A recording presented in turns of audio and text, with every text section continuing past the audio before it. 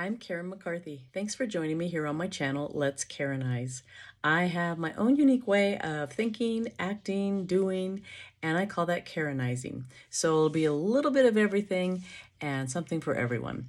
If you're new to the channel, thanks for joining, and if you're a return watcher, thank you for coming back. Let's get Karen-izing.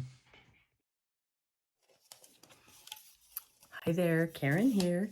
It's Friday, and on Fridays, I'm going to talk about emotional well-being. And I'll show you one thing that helps me with emotional well-being. And that is, well, there's a lot of facets to it, but I love to craft. I love to decorate my house. I love that kind of thing. And during that 5 years that I was so involved with the youth center, I really didn't do a lot of that, hit or miss.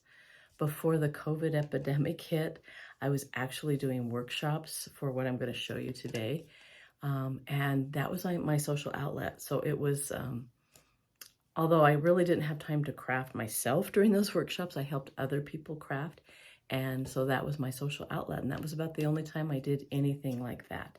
So now that I've retired, oh my goodness, I am crafting so much. I just love it. In fact, I'm looking here, my husband made me this thing for my phone to be on, and so I decorated it. And I'm looking at it going, yeah, I love buffalo plaid, and it's on here. So anyway, I'm going to show you the first thing that I do. You can see some of the stuff that I do on the back wall there. I guess I'll talk about that real quick. It's probably not very clear, but they have these amazing instructional videos on YouTube for acrylic painting. And I have a couple of friends, and we get together usually once a week, and we do one of those instructional videos. And we're creating things that I'm just like amazed that I can do. To this side of me, you'll see, I don't know if you can tell, it's a dragonfly. That was, I think, the second thing I did, and we went to an actual class. And then over here is a winter scene with a fence and a tree with pine cones. And I mean, the difference between the two, just from a few months of painting, is just phenomenal. Now, can I put a canvas out and do a painting just all by myself? No. I have to have instruction. And right now I pretty much need still the instruction where they talk you through it. There are other videos where they just kind of do it fast and they don't really talk, they just show you. I kind of still need that talking, so they tell me the bits and pieces and the little details. But I mean, sometimes I sit at my desk. I'm actually on the wrong side of my desk for the lighting, but I sit at my desk and I can stare up there, and I look up there and I'm like, I can't believe I did those. It makes me look like I'm talented. I'm really not. It's just great instruction. But this that I'm going to show you is even easier. I mean, we had 5-year-olds at the youth center doing this stuff. It's called Chalk Couture, and this is where I Karen-ize a lot.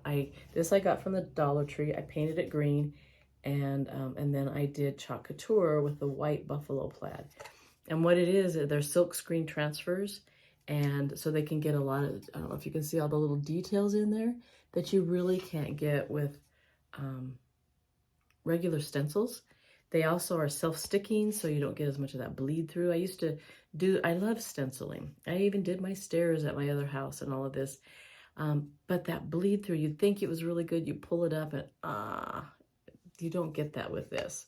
So there's one example. It's St. Patrick's Day this week. So, and also just really cool things like taking old books and painting them, and then you can put the Chalk Couture designs on them and make really cool accent pieces. I've got Chalk Couture all over my house, and I love it, especially this. I mean, something like this. I mean, the painting of the green and waiting for it to dry is what takes the longest. Putting the Chalk Couture on it took like not even a minute, probably. Sometimes the cleanup takes longer than the project. So even if you just have 10 minutes and you want to just get your creative juices going, that's what I do. So I love to craft. When I was having trouble sleeping, which I'll talk about on Mondays, I would watch DIY videos. That's dangerous. Be careful. I should have taken out stock in the Dollar Tree, because I would find all these cool projects and have to make a run to the Dollar Tree. And we live in rural Montana, so a run to the Dollar Tree, it's at least an hour and a half by the time you get there. Shop quick and get back.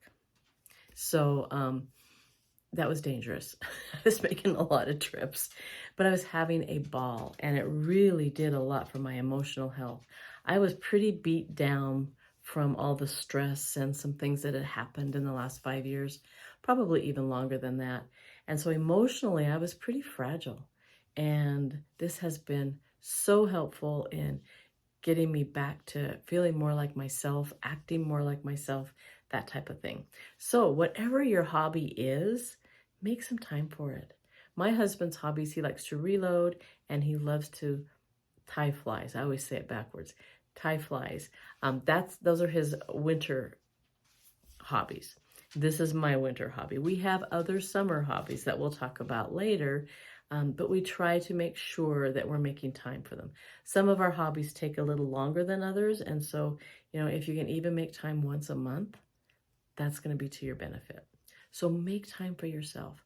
I love to read. I hadn't read anything except books on how to raise money for nonprofits and stuff like that for 5 years. So taking time to read, just even if it's 5 or 10 minutes, I have a trouble with that though, because I like to read mystery books and I have trouble putting them down until I find out what the mystery is.